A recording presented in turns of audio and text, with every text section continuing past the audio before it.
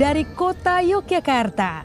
Inilah Borobudur Writers and Cultural Festival 2022 dengan tema Membaca Ulang Pemikiran Haryani Santiko, Durga di Jawa, Bali, dan India.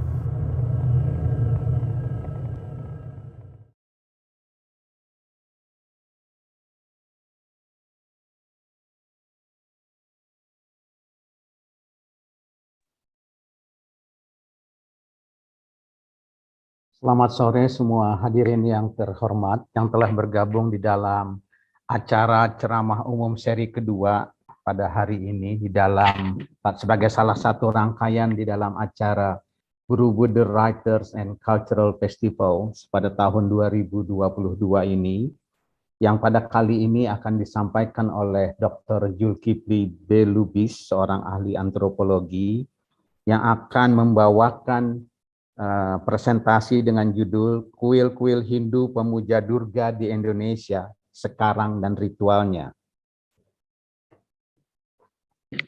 Nanti acara untuk garis besarnya acara akan dimulai oleh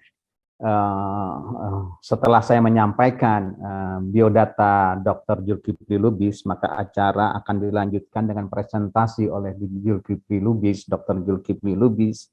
Kemudian akan dilanjutkan dengan question and answer. Dua penanya yang terbaik dalam acara question and answer akan mendapatkan hadiah giveaway berupa buku yang akan diberikan pada akhir acara ini. Baiklah, untuk selanjutnya tanpa membuang waktu akan saya sampaikan biodata Saudara Dr. Zulkifli Lubis. Beliau lahir di Kota Nopan, Kabupaten Mandailing Natal, Provinsi Sumatera Utara pada tahun 1964.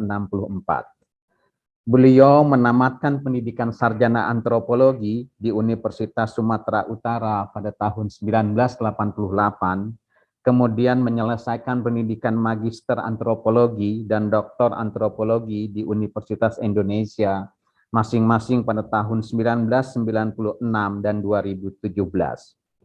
Sejak tahun 1990 sampai sekarang, beliau menjadi staf pengajar tetap di program studi antropologi sosial FISIP Universitas Sumatera Utara. Selain sebagai dosen, program sarjana dan pasca sarjana di USU, beliau juga aktif sebagai peneliti dan konsultan khususnya dalam bidang sosial budaya, pengembangan masyarakat, dan masalah-masalah pengelolaan sumber daya alam dan lingkungan hidup. Beliau mulai menaruh perhatian pada kajian kebudayaan komunitas keturunan India di Kota Medan sejak tahun 2003 dan menulis makalah tentang komunitas Tamil di Kota Medan yang dipresentasikan pada forum seminar di dalam dan di luar negeri. Salah satu tulisannya tentang komunitas Tamil berjudul Komunitas Tamil dalam Kemajemukan Masyarakat di Sumatera. Saat ini beliau mengemban amanah sebagai Ketua Asosiasi Antropologi Indonesia, pengurus daerah Sumatera Utara untuk periode 2021 sampai 2026. Kepada Dr. Zulkifli Lubis, saya silakan untuk memberikan atau menyampaikan presentasinya paling lama dalam waktu 25 menit. Silakan Dr. Zulkifli Lubis. Baik, terima kasih Pak Tony. Senang berjumpa dengan Pak Tony di ruang virtual ini pada sore hari ini. Beliau ini guru saya ini di UI ya. Selamat sore kepada seluruh partisipan dalam Zoom meeting BWCF pada sore hari ini untuk sesi ceramah umum yang berbahagia. Terima kasih kepada panitia yang memberikan kesempatan kepada saya untuk berpartisipasi di dalam event yang luar biasa ini sebagai salah satu katakanlah pemberi ceramah umum ya, dengan topik yang mungkin agak lain dari yang sudah dibahas para pembicara sebelumnya yang berfokus di Jawa. maupun di Bali ya. Ini bicara tentang pemujaan Durga pada komunitas Tamil di Kota Medan dan sekitarnya. Saya mengubah sedikit ya tema atau topik dari ceramah ini. Kalau yang diberikan penitia seperti tadi yang dibacakan oleh Pak Tony, tapi saya membuatnya lebih general menjadi puja Durga pada kuil-kuil Hindu Tamil di Kota Medan. Apakah panitia bisa menampilkan, host bisa menampilkan PPT ya? Makasih. Nah, jadi seperti yang Bapak Ibu sekalian lihat di layar, saya mencoba untuk menjelaskan atau menggambarkan bagaimana komunitas Tamil di Kota Medan dan sekitarnya terkait dengan kegiatan keagamaan mereka, khususnya ritual puja Durga ya, atau pemujaan Dewi Durga pada komunitas Tamil Hindu di Medan dan sekitarnya. Pada kesempatan ini saya akan membahas 3 pokok bahasan. Yang pertama, saya kira penting juga saya jelaskan sedikit gambaran tentang komunitas Tamil di Kota Medan dan sekitarnya. Siapa mereka ini? Ya. Yang kedua, gambaran tentang kuil-kuil Hindu dan ragam orientasi pemujaannya. Karena ternyata juga kuil-kuil Hindu yang ada di Medan ini sangat beragam. Ya. Meskipun mereka sama-sama Hindu, tapi orientasi pemujaan mereka cukup bervariasi juga. Yang ketiga nantinya lebih fokus kepada puja Durga, tapi ini juga lebih dipersempit kepada bagaimana ekspresi-ekspresi dan interpretasi dari katakanlah umat sedharma Hindu di sana, di Medan dan sekitarnya itu, melihat sosok dari Dewi Durga. Jadi itu kira-kira yang menjadi pokok bahasan saya pada sore hari ini. Lanjut. Nah, kalau bicara tentang komunitas Tamil di Kota Medan, ya saya kira lanjut ya, yang kedua. Ya.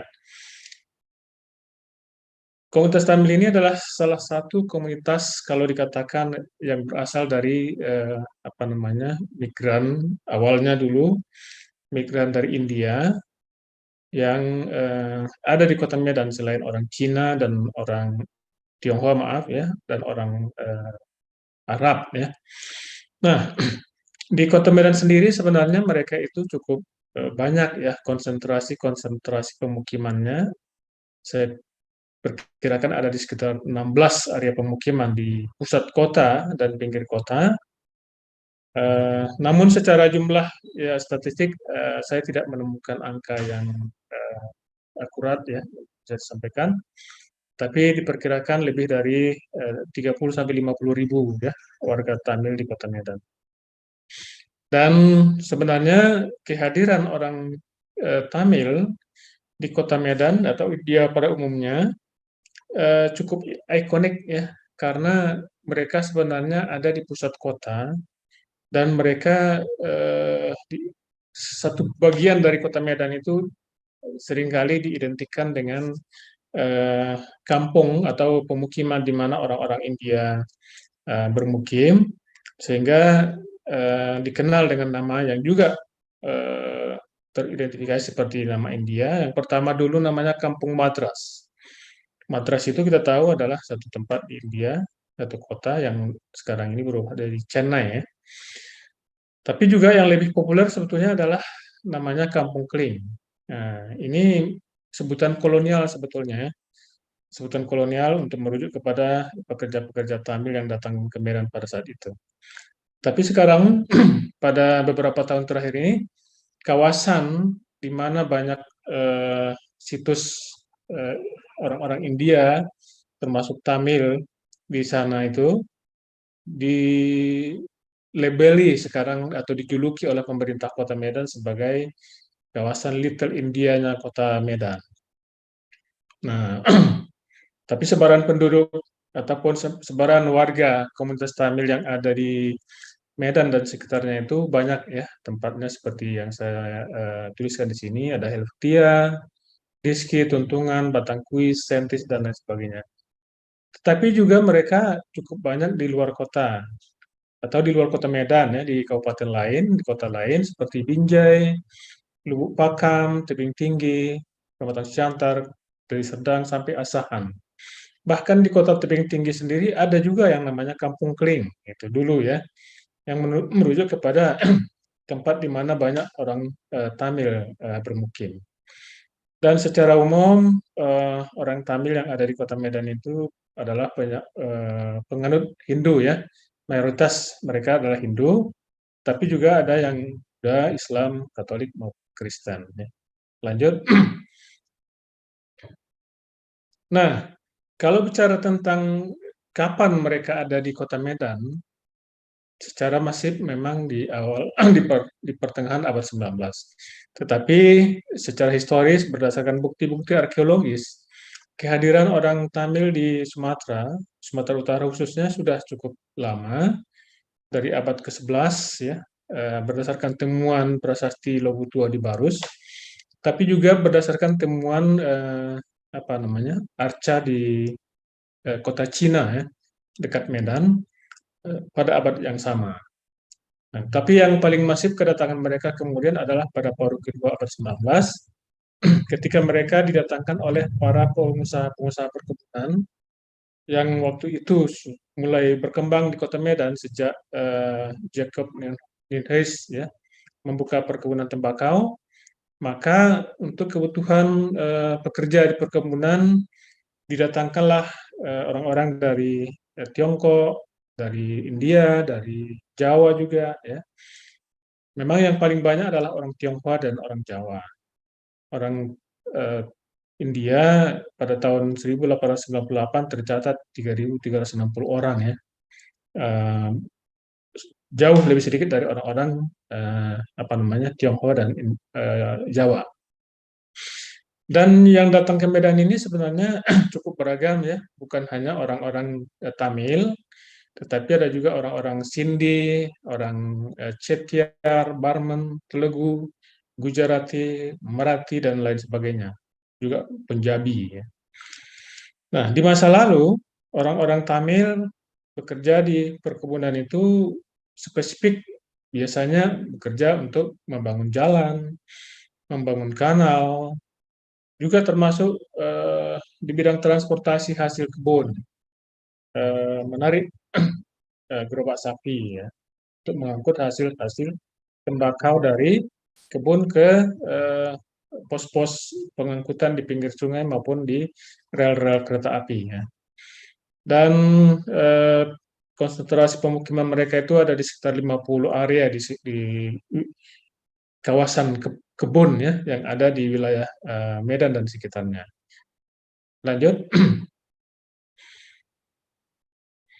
Nah, sekarang kita fokus kepada kuil-kuil Hindu, Tamil, dan beragam orientasi pemujaannya. Ya, berikut. Nah, orang Hindu Tamil sesungguhnya juga seperti saya sampaikan tadi cukup bervariasi di dalam orientasi keagamaan. Kalau merujuk kepada adanya 3 aliran utama Hinduisme seperti ditulis oleh Aditi Dewi, yaitu adanya Vaishnavism yang memuja Dewa Wisnu sebagai dewa tertinggi, kemudian ada Saivism yang memuja Dewa Siwa sebagai dewa tertinggi, dan juga kemudian ada Shaktism yang memuja para dewi atau saktinya Dewa Siwa sebagai yang paling utama. Jadi dari 3 aliran utama dalam Hinduisme ini, di Medan khususnya para komunitas Tamil ini saya kira lebih mayoritas mereka itu adalah pengikut Saivism dan lebih khusus lagi adalah lebih banyak mempraktekkan saktism, ya, yaitu memuja para dewi, yaitu saktinya Dewa Siwa. Meskipun tentu tidak semua, ya. Ada sekitar 25 kuil di Kota Medan yang tercatat di kantor PHDI, Parisada Hindu Dharma Indonesia, dan lebih separuh dari kuil-kuil itu tergolong ke dalam pengikut saktism, saya kira. Seluruhnya untuk di wilayah Sumatera Utara ada sekitar 75 diperkirakan menurut catatan ataupun informasi dari pengurus PHDI di Sumatera Utara. Dan hanya satu yang teridentifikasi sebagai pengikut Vaishnavism, ya, salah satu kuil. Jadi mayoritas adalah pemuja Siwa. Lanjut. Nah, ini sekedar menggambarkan bagaimana atau berapa daftar berisi nama-nama kuil yang ada di Kota Medan, tapi ini hanya yang terdaftar resmi di PHDI. Dalam kenyataannya sebenarnya banyak kuil-kuil lain yang ada di Kota Medan, tersebar di beberapa area, namun tidak termasuk di dalam daftar ini. Berdasarkan penjelasan dari PHDI, kemungkinan beberapa kuil itu sebetulnya tidak terdaftar karena sifatnya tidak melakukan, katakanlah, suatu peribadatan yang sifatnya kolektif besar, semacam kuil-kuil keluarga gitu, sehingga tidak didaftarkan ke PHDI. Lanjut. Nah, berdasarkan 3 aliran utama tadi yang saya sampaikan di awal tadi, saya mencoba memetakan, ya, kuil-kuil yang ada tadi, yang sekitar 25 kuil itu ke dalam peta aliran, ya, aliran utama Hinduism tadi. Seperti yang bisa dilihat di sini, ya. Jadi khusus yang untuk Shiva yang warna merah ini, kemudian terbagi ke dalam, saya buat 3, ya. Yang pertama adalah pemuja Siwa secara langsung, kemudian ada pemuja saktinya Siwa, terutama dewi-dewi yang merupakan saktinya Siwa. Tapi ada juga yang boleh dikatakan merupakan bukan Siwa langsung, bukan juga dewi, tetapi semacam avataranya Siwa, ya, tapi dewa mereka, ya. Nah, itu ada Gadesa, ada Murugan. Nah, kemudian yang untuk pemuja dewata atau dewi-dewi, ada yang fokus ke Durga, ada yang ke Laksmi, ada yang ke Saraswati, tapi juga ada yang kegabungan keduanya. Lalu kalau kita lihat lebih spesifik lagi, yang lebih fokus ke Durga terbagi juga menjadi 2. Ada yang namanya kuil-kuil Kaliaman, ada juga yang namanya Mariaman. Dan Kaliaman ini sebenarnya dengan satu lagi, ya, Singgama, itu hampir sama-sama memuja Durga dalam wujudnya sebagai Durga maupun sebagai Kali. Nah, saya kira itu semacam gambaran, ya, untuk melihat variasi orientasi pemujaan dari komunitas Hindu Tamil di Kota Medan. Lanjut. Nah, ini adalah beberapa contoh, ya, kuil. Beberapa contoh kuil yang ada di Kota Medan. Yang pertama sebelah kiri ini adalah kuil Sri Siti Vinayagar, yang sebetulnya lebih khusus dalam pemujaan Ganesha, ya. Sementara yang di tengah ini adalah nomor 2, kuil Sri Hanuman. Ini khusus pemujaan untuk Hanuman, ya. Yang ketiga, yang paling atas adalah kuil Sri Batara Kaliaman. Nah, ini fokus pada pemujaan Dewi Kali, Durga dalam wujudnya Kali, ya. Yang paling bawah adalah kuil Sri Mariaman. Ini fokus kepada pemujaan Dewi Ibu atau Dewi Mariaman. Ya. Lanjut.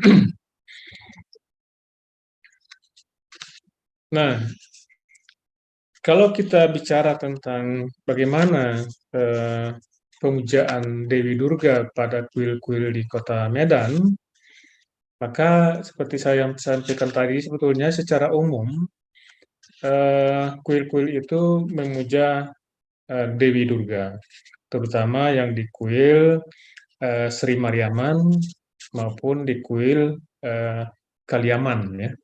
Jadi ada dua kategori tadi ya, Sri Mariaman dan Kaliaman.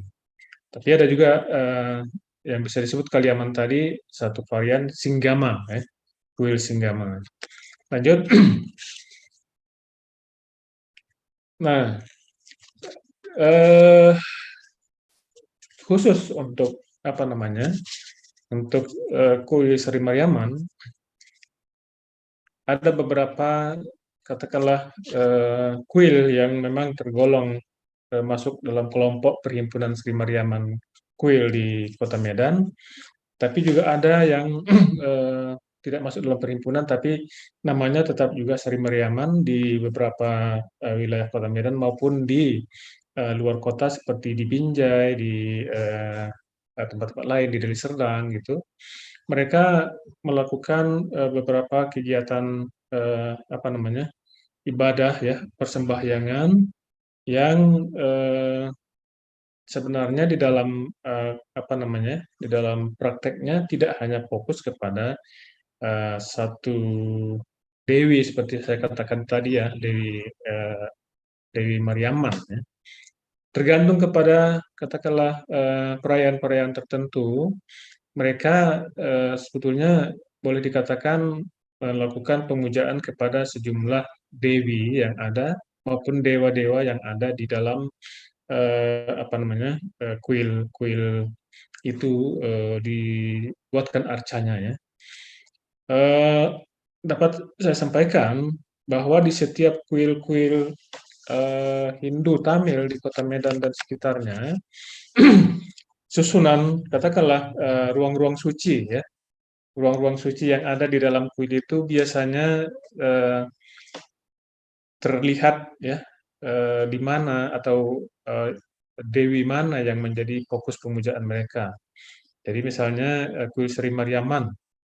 Nah, dewi yang menjadi fokus pemujaan mereka itu adalah Dewi Parvati, maka itulah yang berada di ruang suci tengah kuil. Sementara di sisi lainnya bisa apa namanya, ada Ganesha, ada Murugan, ada Siwa, ada yang lain-lain ya. Jadi kita bisa mengidentifikasi orientasi pemujaan utama di dalam suatu kuil itu berdasarkan penempatan arca-arca yang utama di ruang suci tengah kuil. Nah, untuk pemujaan Durga di kuil Sri Mariaman misalnya, ada satu perayaan yang baru-baru ini mereka laksanakan, yaitu perayaan Navaratri sekitar bulan September Oktober kemarin, yang kebetulan saya bisa mengunjungi beberapa tempat untuk mengamati. Nah, di dalam kuil-kuil yang melaksanakan yang melaksanakan puja Durga dan Navaratri di dalam kuil-kuil yang masuk Sri Mariaman tadi, itu juga terjadi apa namanya, terdapat perbedaan-perbedaan atau variasi ya. Secara umum Navaratri itu adalah sebuah perayaan untuk katakanlah memuja Durga, atau lebih tepatnya sebetulnya Dewi Parvati sebagai sosok yang katakanlah digambarkan sebagai dewi yang baik, memberikan kebaikan. Kemudian dalam 9 malam acara Navaratri itu mereka membaginya menjadi 3 session. Sesi pertama, 3 malam pertama itu mereka memuja khusus. Lebih terutamanya fokusnya adalah ke Durga.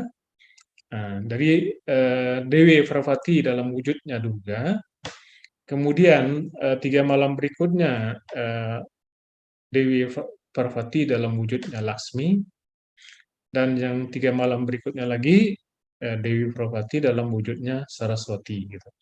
Ada kuil-kuil yang mengelola, katakan mengadakan upacara sembahyangnya itu dengan 3 itu. Tetapi juga ada yang sebenarnya dalam pemahaman mereka 9 malam itu adalah perayaan untuk Dewi Durga seluruhnya.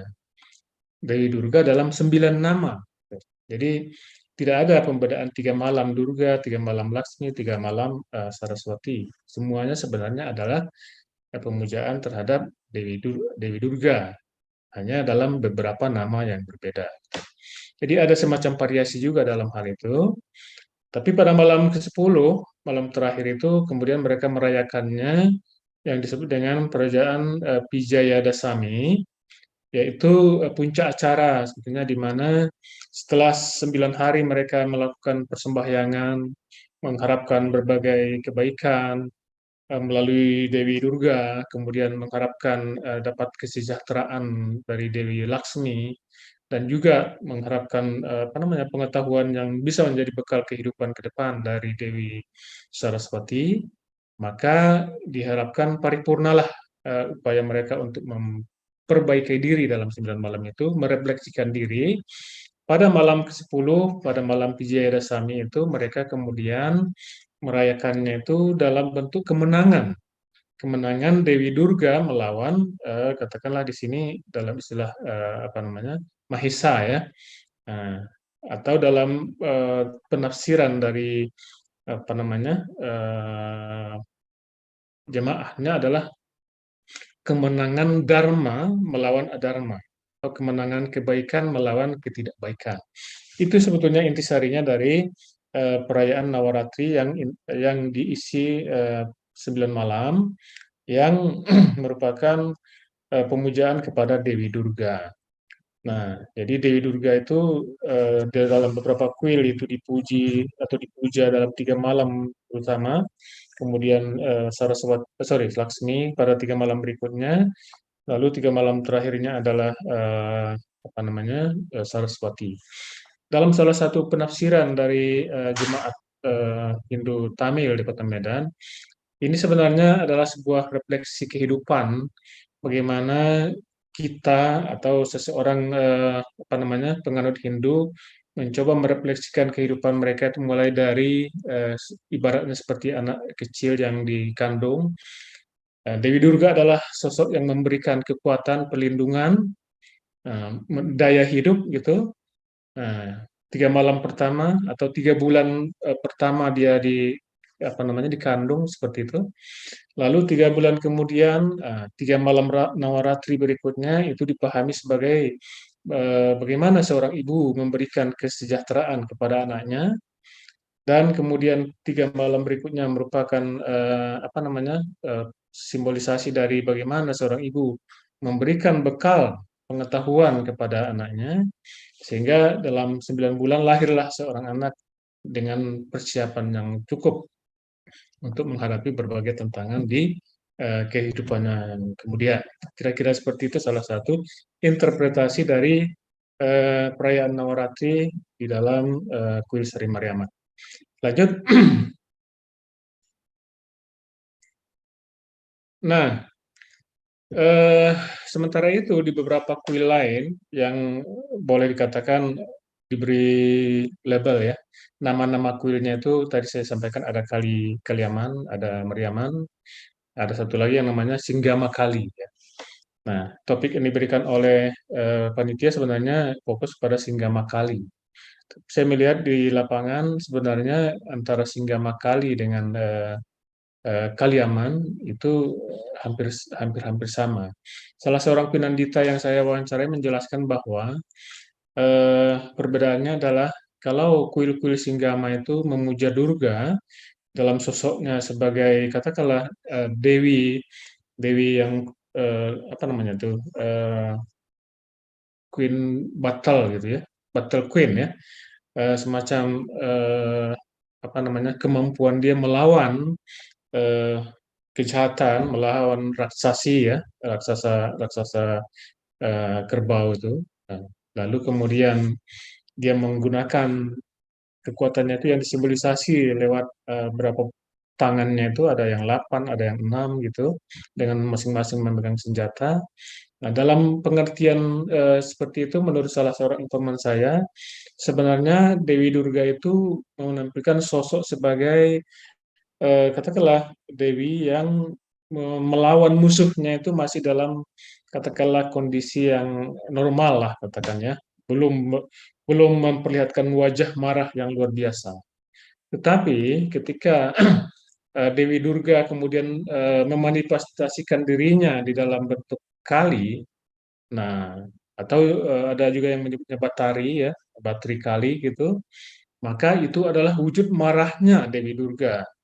Wujud marahnya. Kenapa harus seperti itu? Menurut beliau adalah karena yang akan dilawan ini kondisinya, kekuatannya dan sosoknya jauh lebih katakanlah kuat gitu, sehingga untuk mengalahkan itu Dewi Durga harus mewujudkan dirinya seperti juga sosok yang akan dilawan itu, yang akan dibinasakan itu, sehingga muncullah gambaran-gambaran seperti yang digambarkan dalam berbagai arca, berbagai gambaran apa namanya patung atau juga relief-relief lukisan-lukisan yang ditampilkan di dalam kuil yang gambarannya misalnya dengan mata yang melotot, apa namanya lidah yang menjulur dan sebagainya. Nah, jadi sebenarnya eh, sedikit ada variasi antara Singgama dengan Kali. Jadi kalau di Singgama dia eh, memperlihatkan sosok seperti ini, seperti yang ada di dalam layar ini. Coba lanjut. Nah, ini misalnya sosok-sosok yang ditampilkan di kuil Singgama, dua apa namanya, dua gambar paling kiri ini adalah di kuil Singgama Kali Polonia, ada Singgama Kali Seagul gitu di beberapa kuil yang ada di Medan. Nah, dia ditampilkan dengan sosok yang sebenarnya tetap masih seorang dewi yang cantik, seorang dewi yang anggun, hanya memperlihatkan katakanlah kekuatannya itu dalam berbagai senjata yang dipegang gitu, dan dia menggunakan katakanlah kendaraan lah atau apa namanya itu singa sebagai kendaraan lah. Nah, lanjut lagi.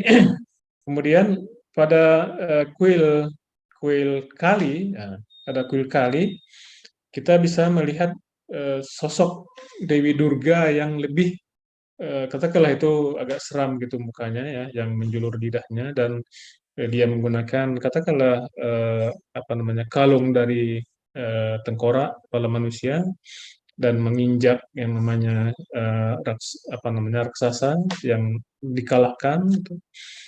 Nah, ini tergambar pada kuil-kuil Kaliaman ya.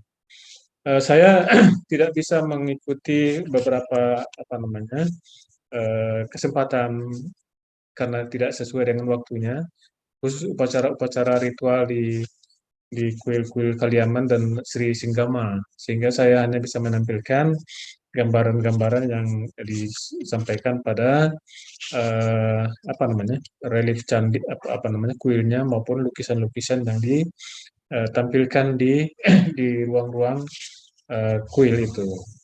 Nah, tapi kira-kira seperti inilah penggambaran Dewi Durga pada kuil Kaliaman, dan seperti yang tadi sebelumnya itu adalah penggambaran Dewi Durga pada kuil-kuil Singgama Kali. Lanjut sedikit lagi.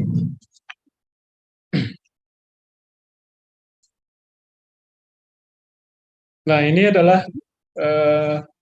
berbagai bentuk apa namanya lukisan maupun juga katakanlah semacam patung yang dibuat di sekitar kuil, ada di depan pintu kuil maupun di dinding kuil, yang tiga-tiga ini ada di dalam penggambarannya kuil Kaliaman. Jadi sosok-sosok yang memang memperlihatkan katakanlah wajah yang lebih seram lah kalau istilah apa namanya istilah mereka ya, yang lebih menakutkan begitu. Nah, tetapi gambaran seperti ini kita tidak temukan pada kuil-kuil Sri Mariaman. Meskipun mereka juga memuja Durga. Gambaran seperti ini hanya ada di kuil Sri Singgamakali maupun di kuil Sri Kaliaman. Nah, lanjut satu lagi.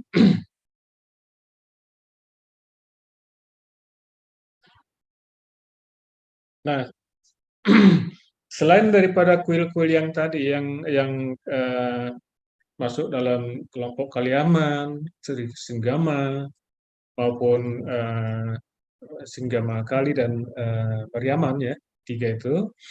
Ada juga pemujaan Dewi Durga yang dilakukan pada kuil Sri Munyandi namanya.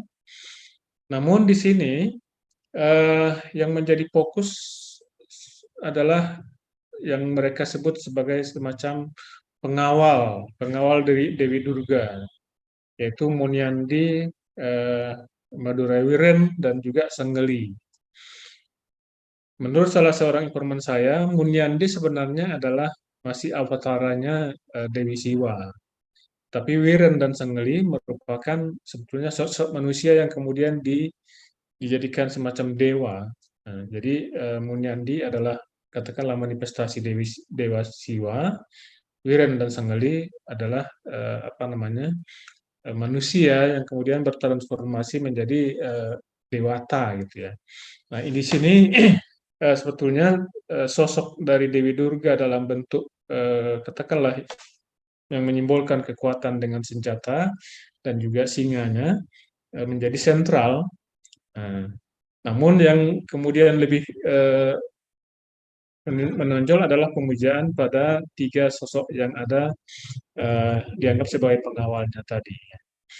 Nah, saya kira itu seperti gambaran ringkas lah ya yang bisa saya sampaikan untuk seperti apa variasi-variasi pemujaan Dewi Durga di kuil-kuil Hindu Tamil di Kota Medan dan sekitarnya. Sebenarnya masih banyak tentu variasi-variasi di dalam kuil itu ya yang bisa dijelaskan. Terutama sebenarnya setiap kuil saya perhatikan sebenarnya ada semua representasi dari dewa dan maupun dewi yang dipercaya oleh orang-orang Hindu Tamil. Hanya saja penempatan dan juga porsi pemujaannya itu berbeda-beda satu sama lain, sehingga ada sosok tertentu yang kemudian menjadi sentral, seperti misalnya Dewi Mariaman pada kuil Mariaman, atau Dewi Durga pada kuil Singgama maupun kuil Kali. Tapi ada juga yang memberikan sosok itu yang lebih dihormati kepada katakanlah anaknya Parvati dengan Dewa Siwa yaitu Ganesha. Atau ada juga yang lebih fokus kepada Murugan. Tetapi baik Siwa, Ganesha, Murugan, dan lain-lain, juga Laksmi, Saraswati, semuanya tetap ada di kuil itu arcanya dibuat. Nah, tapi yang menjadi fokus tertentu dari satu komunitas tertentu di kuil itu lebih fokus kepada satu dewi atau dewa tertentu. Terakhir, satu lagi, Mbak. Slide terakhir. Baik. Sebenarnya hal yang menarik saya kira bagi banyak orang di Kota Medan dan sekitarnya dari kehadiran komunitas Tamil di wilayah ini adalah adanya berbagai perayaan keagamaan yang diselenggarakan oleh komunitas Hindu Tamil sepanjang tahun. Jadi masing-masing kuil sebenarnya mempunyai hari-hari perayaan yang menjadi utama mereka rayakan. Nah, beberapa di antaranya ini adalah yang disebut dengan perayaan Taiponggal, perayaan Mahapuja Taipusam, Pangguni Uttram, Mahasiwaratri, ini yang tadi saya ceritakan, ini khusus untuk malam pemujaan Siwa, ada namanya Paruda Pirapu, ada Maha Adi Puja atau Adi Mesem, ada Pinayagara Caturti khusus untuk merayakan kelahiran Dewa Ganesha, ada Navaratri untuk pemujaan Dewi Durga dalam 9 nama, atau juga pemujaan Dewi Durga, Laksmi, dan Saraswati. Kemudian ada juga Vijayadasami yang dilaksanakan pada akhir dari Navaratri, dan juga ada perayaan Dipawali. Nah, ini perayaan-perayaan yang dijalankan oleh orang-orang Hindu Tamil di Kota Medan, tapi tidak semua kuil merayakan ini. Mereka hanya merayakan yang tertentu dari daftar ini. Kemudian di beberapa kuil ada yang spesifik yang mereka jalankan, misalnya pada perayaan di Masem di bulan Agustus, mereka memuja Dewi Mari, ya, Dewi Mariaman. Itu misalkan ada persembahan bubur, ya, yang khusus untuk itu, karena dipercaya bahwa pada masa itu banyak sekali kesulitan-kesulitan dihadapi oleh masyarakat di zaman dahulu dan juga mungkin sekarang. Maka untuk mengharapkan berkah pertolongan dari Dewi Warawati atau Dewi Mari, maka dibuatlah semacam persembahan. Ada juga misalnya persembahan kurban, hewan kurban berupa kambing, pemotongan kambing yang dilaksanakan terkait dengan Taipusam maupun Dipawali. Tapi kuil Mariaman misalnya tidak menyelenggarakan ini lagi, ya, sejak tahun 74.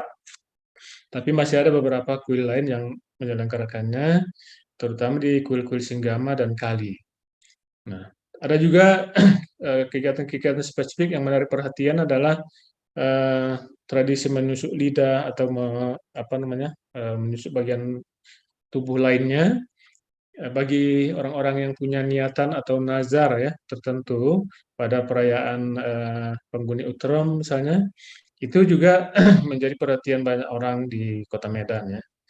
Lalu seperti yang saya katakan tadi, tidak semua juga, ya, kuil-kuil itu menyelenggarakan kegiatan-kegiatan yang spesifik dari tradisi-tradisi ataupun perayaan-perayaan ritual-ritual Hindu ini, karena terkait dengan mungkin perbedaan semacam kepercayaannya atau katakanlah fokus pemujaannya, atau juga alasan-alasan lain, termasuk juga alasan ekonomi dan alasan-alasan praktis lainnya, ya.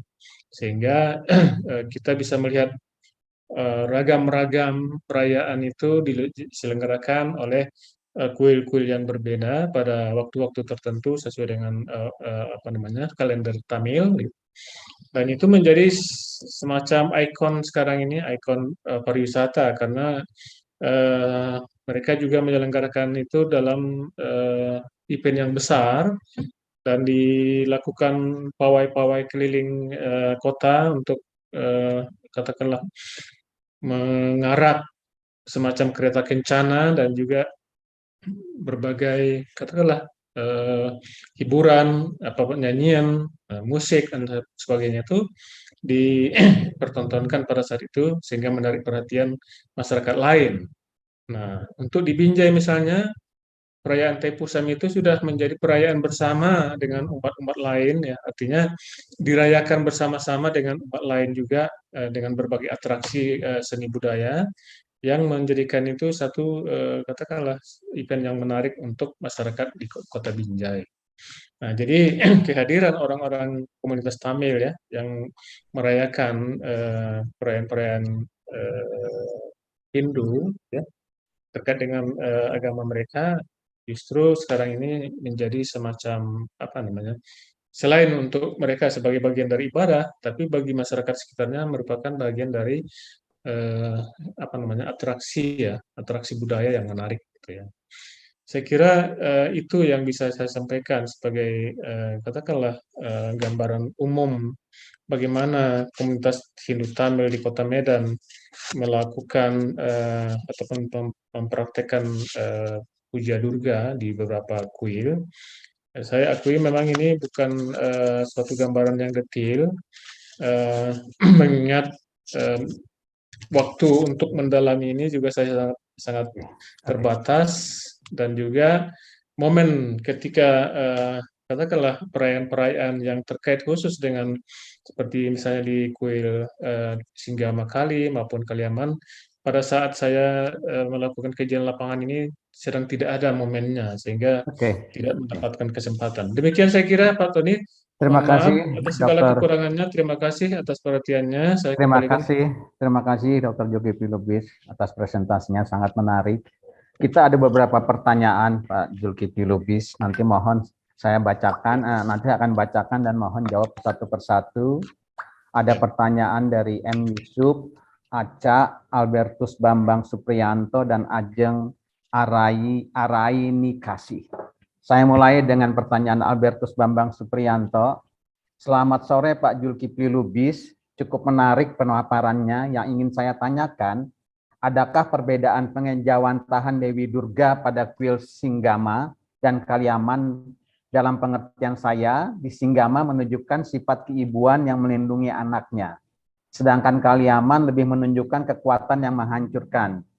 Pertanyaan saya, bagaimana dengan relasi tindakan pengikut ritualnya dalam mengejawantahkan ritual dalam relasi sosialnya? Gitu pertanyaannya, Ya. Pak Zulkifli Lubis, silakan. Ya, langsung ya. Iya, langsung. Baik. Terima kasih Pak Albertus Bambang Supriyanto ya. Ini pertanyaan yang sangat menarik tentu ya, tapi terus terang sangat sulit saya menjelaskannya berdasarkan yang saya sampaikan pada akhir penyampaian saya tadi ya, bahwa memang pada saat-saat katakanlah ritual-ritual khusus di kuil ini, di dua kuil yang berbeda ini ya, Singgama dengan Kali, saya tidak bisa mengikutinya sehingga tidak bisa melakukan semacam observasi. Tapi yang Bapak sampaikan memang benar bahwa di kuil Singgama misalnya Durga itu digambarkan sebagai sosok ibu yang memang katakanlah daya pengasih lah katakan gitu ya. Sementara di Kaliaman lebih kepada sosok kekuatan dalam rangka melawan kejahatan lah namanya kira-kira ya, sosok yang lebih perkasanya gitu ya. Sementara di Singgama sosok keibuannya. Kalau dihubungkan dengan bagaimana kemudian mereka mengaplikasikannya di dalam konteks sosial budaya di masing-masing ya, mungkin keluarganya ataupun jemaatnya gitu. Saya terus terang tidak melakukan semacam pendalaman ke sana, dan saya mencoba mewawancarai beberapa pengurus dan juga pendeta di kuil itu, yang saya dapatkan memang hanya penjelasan yang sifatnya mungkin normatif ya Pak ya, normatif ya, bahwa seperti misalnya di kuil-kuil Singgama misalnya, mereka memang menggambarkan Dewi Durga sebagai sosok yang katakanlah ibu ya, Dewi ibu yang punya sosok yang mampu memberikan perlindungan kepada anak-anaknya. Tapi juga di sisi lain ada semacam rasa menakutkan ya di antara mereka melihat itu ya. Dan kemudian bagaimana implikasinya ataupun manifestasinya yang lebih jauh di dalam katakanlah interaksi sosial. Terus terang saya tidak punya gambaran yang detail ya Pak ya. Jadi saya tidak bisa menjawabnya secara lebih detail mengenai itu. Tapi memang dari pengungkapan beberapa orang yang saya wawancarai, mereka membayangkan seperti ini ya Pak, bahwa Dewi Durga itu sebenarnya di kuil, baik itu di kuil Singgama maupun di di kuil-kuil Kaliaman, itu adalah sosok Dewi yang hanya boleh ataupun mereka puja di kuil. Tetapi Durga dalam sosok yang Durga maupun Kali itu tidak pernah, menurut mereka ya, beberapa yang saya wawancara, tidak pernah mereka lakukan penyembahannya itu di dalam rumah, karena sosok yang tadi menakutkan itu ya. Jadi khusus untuk Dewi, apa namanya, Dewi Durga, baik itu pada sosok yang Durga maupun Kali, itu tidak ada apa namanya, atribusinya di rumah itu. Baik itu dalam bentuk foto ataupun arca ataupun lukisan dan sebagainya, tidak ada tempat di dalam rumah. Mereka biasanya di rumah hanya menempatkan katakanlah dewi-dewi yang berwajah apa namanya, keibuan seperti Parwati, Laksmi dan Saraswati gitu ya. Tapi tidak dalam bentuk apapun manifestasi dewi yang katakanlah tadi Durga tadi yang dalam bentuk yang memegang senjata atau yang dalam manifestasinya sangat katakanlah menakutkan, angker dengan lidah yang berjulur dan sebagainya tadi. Jadi saya kira itu yang bisa saya jelaskan, Pak. Jadi saya tidak bisa Terima kasih. sampai Terima jauh kasih. sekali ke aspek Terima implementasinya di kasih, dalam. Dr. Zulkifli Lubis. Ini ada cukup banyak pertanyaan dan waktu kita hanya 30 menit lagi. Karena itu saya akan bacakan sekaligus 3. Mohon Pak Zulkifli Lubis mencermati pertanyaannya. Nanti kalau ada sisanya saya lanjutkan dengan yang lain. Ini ada pertanyaan dari LM Balia F. Dilihat dari Durga Puja dari etnis Tamil di India yang memuja Durga dalam berbagai aspeknya, terutama pemujaan Mahakali sebagai aspek Durga yang bengis dan menyeramkan, apakah ada kemungkinan penggambaran Batari Durga di Jawa dan Bali yang bersosok raksasi menyeramkan sebenarnya lebih menggambarkan Mahakali dibandingkan Dewi Durga Mahisa Suramardini sendiri? Berdasarkan perbandingan dengan Durganya komunitas Tamil yang Bapak teliti. Terima kasih. Itu pertanyaan nomor 1. Pertanyaan nomor 2 dari Ajeng Araini Kasih. Selamat sore, perkenalkan nama saya Ajeng. Saya ingin bertanya, apakah komunitas pendukung yang melakukan pemujaan-pemujaan tersebut di kuil Hindu di Medan merupakan keturunan India di Medan sejak zaman kolonial? Ataukah migran pasca kolonial yang baru tiba di Indonesia? Bagaimana dengan kota lain selain Medan? Apakah ada kuil-kuil Hindu India seperti ini dan ritual pemujaannya? Terima kasih. Itu dari Ajeng Araini Kasih. Dari Imade Kartika, mohon izin bertanya, materi sangat menarik. Apakah di antara sekte tadi ada kesamaan ritual dalam pemujaannya? Atau saya tambahin satu lagi, Pak. Siapa tadi yang nomor 3, Pak? Imade apa tadi? Saya Imade saya lupa, Pak. Udah saya itu. Silakan, Pak. Silakan 3 itu dulu deh. Ya, ini mohon maaf kalau saya belum menangkap seluruhnya maksud pertanyaannya, Pak. Ya, saya nanti ulang. Iya. Yang pertama dari Bapak LM Bali ya. Tadi disampaikan pertanyaannya adalah kurang lebih bagaimana kira-kira apa namanya,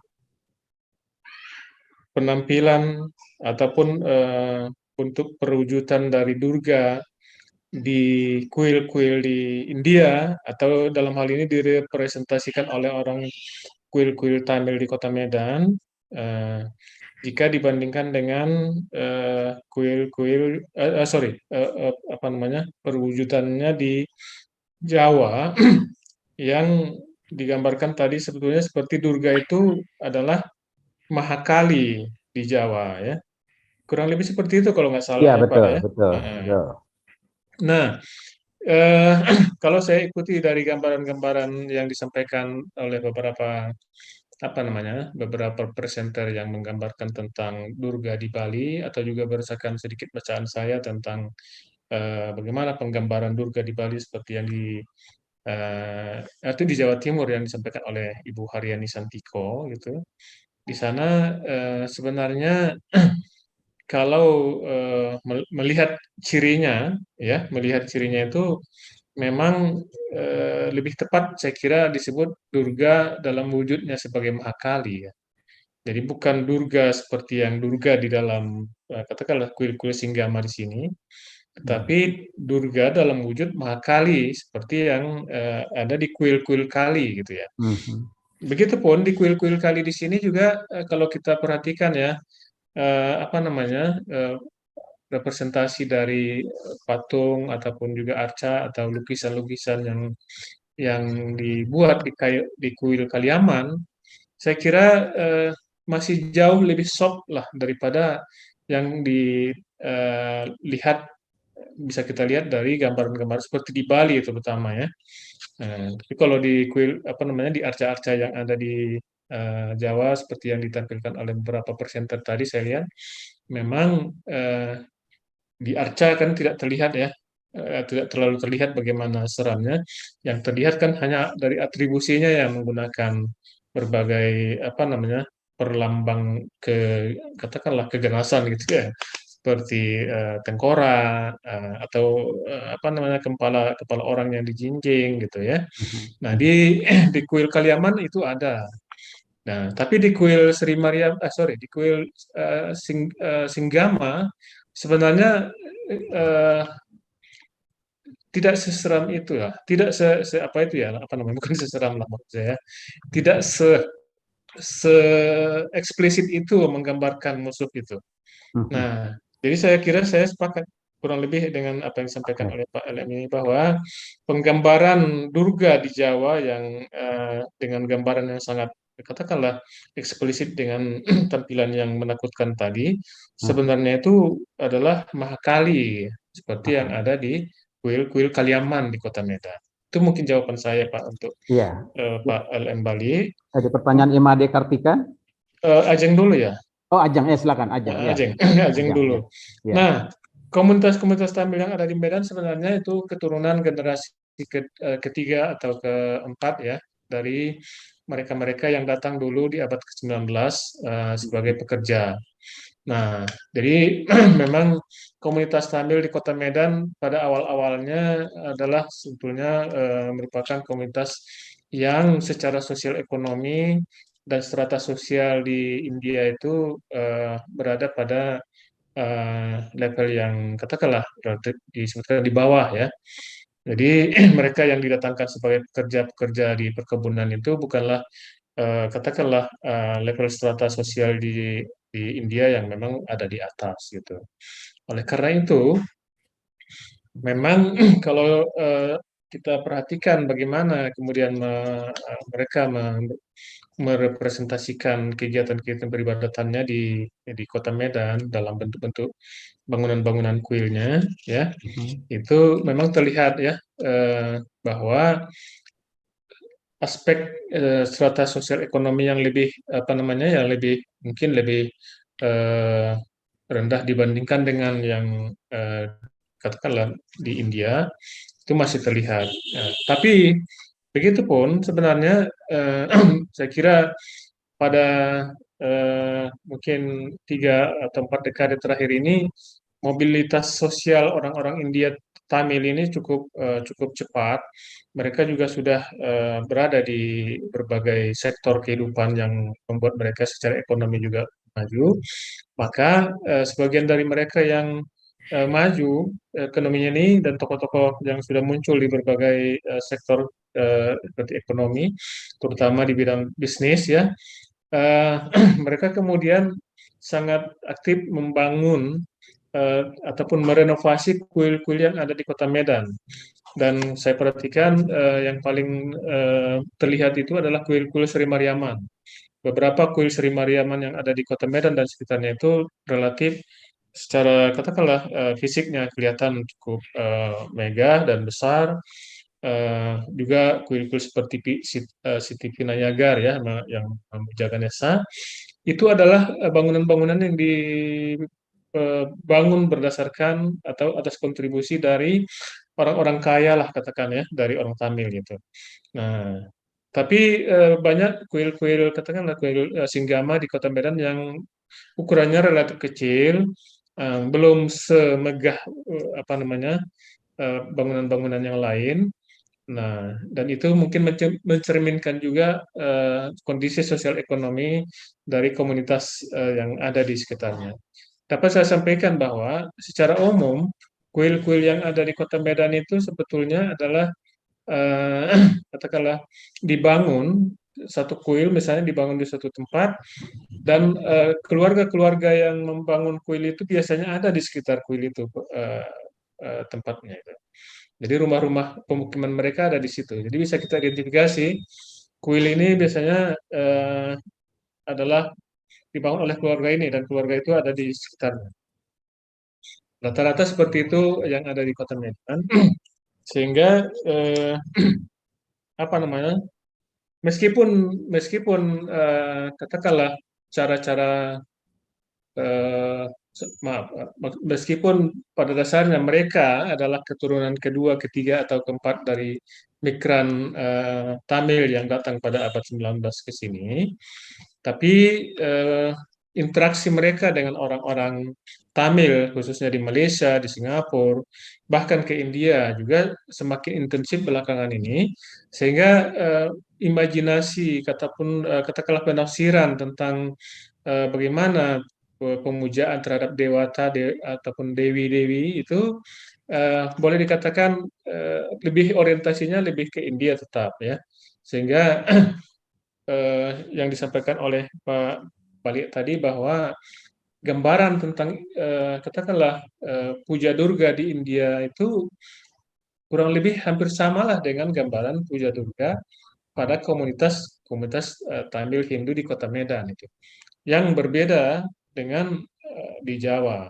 Orang-orang di Hindu Tamil di Medan tidak berorientasi ke Jawa, mereka tetap berorientasinya ke India atau juga orang-orang Tamil di negara-negara lain seperti Malaysia. Nah, banyak kegiatan-kegiatan keagamaan, misalnya yang menghadirkan pinandita dari Malaysia atau dari India sekaligus gitu, dan itu membuat katakanlah pemahaman tentang ajaran Hinduisme tentu lebih dekat ke Indianya daripada yang berlaku di Indonesia. Saya kira begitu. Dari Imade Kartika?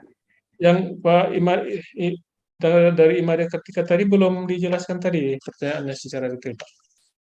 Apakah di antara sekte-sekte tadi ada kesamaan ritual dalam pemujaannya? Oh ya. Nah, jadi secara umum kalau saya perhatikan ritual di kuil-kuil ini secara umum sama sebetulnya. Jadi di masing-masing kuil ini arca-arca yang menjadi fokus pemujaan itu seperti saya sampaikan tadi itu biasanya kan ditempatkan di ruang-ruang suci di tengah kuil.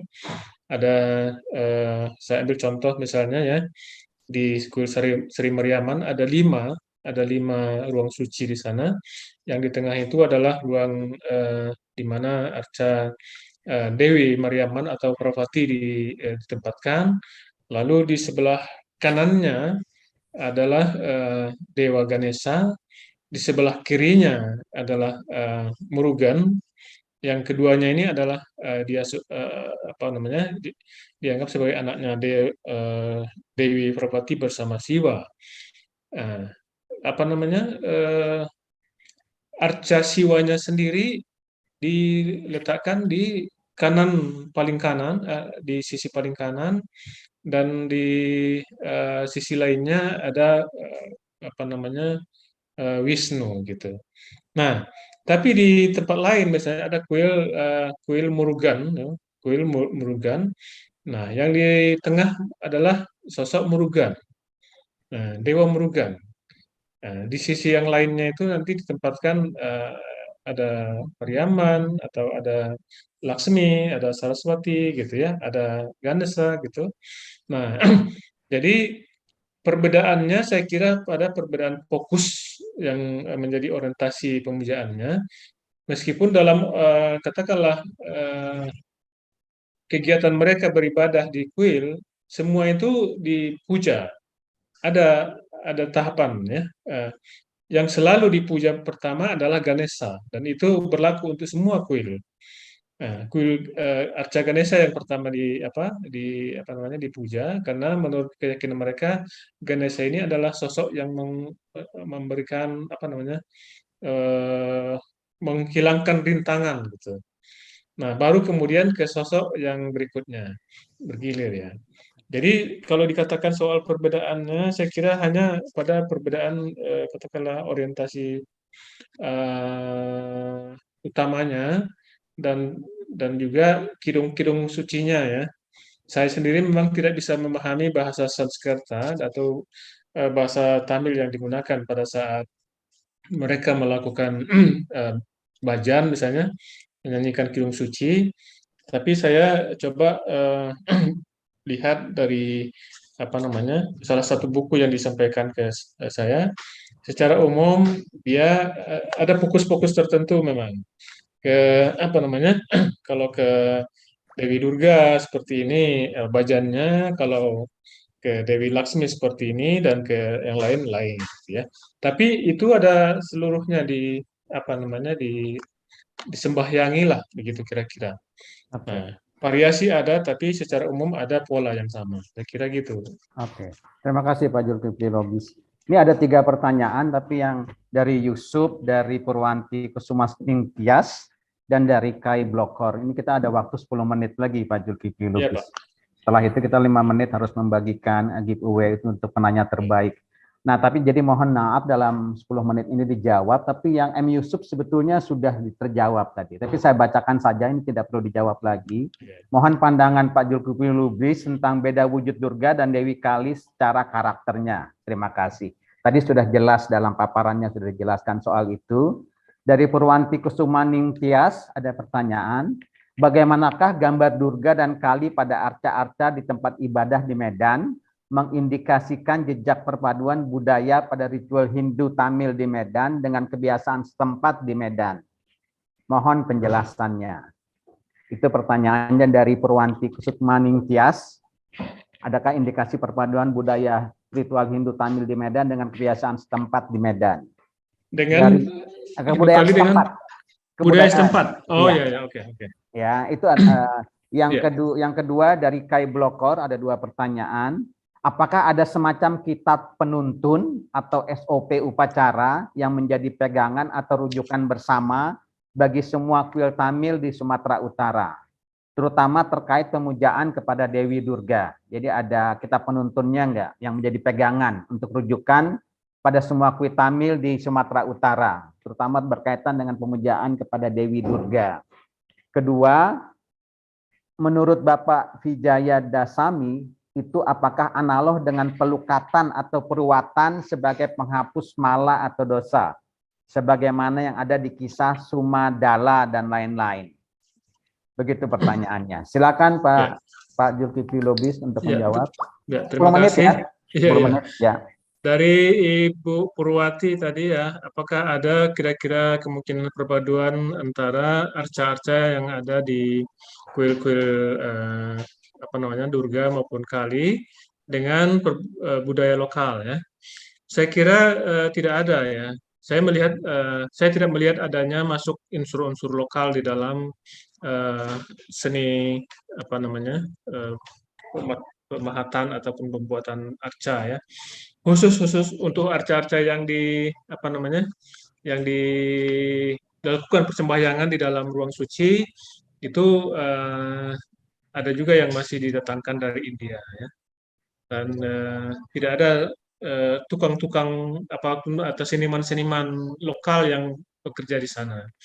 Bahkan juga dalam membangun kuil di Medan, para pemahat atau pematungnya itu sebagian masih didatangkan dari luar negeri yang juga adalah orang-orang Tamil. Sebagai contoh misalnya renovasinya kuil Sri Mariamman yang ada 2 kali terakhir tahun 90, ya, itu juga dengan mendatangkan para perupa ataupun seniman-seniman dari India. Tapi ketika kemudian ada salah satu kuil yang akan diresmikan renovasinya pada Januari yang akan datang, yaitu kuil Kaliaman, Batara Kaliaman, dia menggunakan memang orang-orang lokal yang sudah menjadi semacam asisten dulu pada saat renovasi kuil Kaliaman. Jadi eh, bagaimana kemudian mereka mencoba membuat penggambaran tentang sosok Kali. Saya ambil sebagai contoh di ini ya, di kuil Kaliaman, Batara Kaliaman itu di apa namanya, mereka cobalah dengan imajinasi lah katakan, atau penggambaran yang mereka peroleh gitu ya. Tetapi menurut salah satu informan saya, pendeta di sana, itu pun sebetulnya belum belum bisa memenuhi gambaran mereka tentang sosok dewa atau dewi tertentu sebagaimana yang mereka pahami dari ajaran Hindu di India. Jadi apa namanya, alih-alih katakanlah mengambil unsur lokal, nah unsur yang origin dalam tanda petiknya pun sebetulnya mereka belum apa namanya, belum puas. Artinya orientasi mereka bagaimana eh, penggambaran itu apa namanya, seakurat mungkin dengan yang ada di India gitu. Nah, terkait dengan kitab, saya tidak menemukan sampai ke dalam apa namanya, sejauh ini ya, pendalaman saya, apakah mereka punya kitab. Tapi yang bisa saya sampaikan adalah pengurus PHDI, Parisada Hindu Dharma Kota Medan dan Sumatera Utara, setiap tahun itu membagikan buku ke kuil-kuil Hindu di sana, yang sebenarnya itu merupakan semacam pedoman pelaksanaan ya. Jadi ini sebagai contoh misalnya ya, pedoman pelaksanaan upacara persembahyangan Navaratri. Nah, ini dibagikan biasanya sebelum masa-masa perayaan dimulai, dibagikan kepada kuil-kuil itu. Dalam perayaan Navaratri 2022, ada sekitar 1.000 eksemplar buku seperti ini yang didistribusikan ke seluruh kuil-kuil yang ada di kota Medan dan sekitarnya, bahkan di beberapa kuil di luar kota. Kemudian apakah kemudian ini dijadikan sebagai pedoman pada persembahyangan? Dari beberapa observasi yang saya ikuti, tidak semuanya.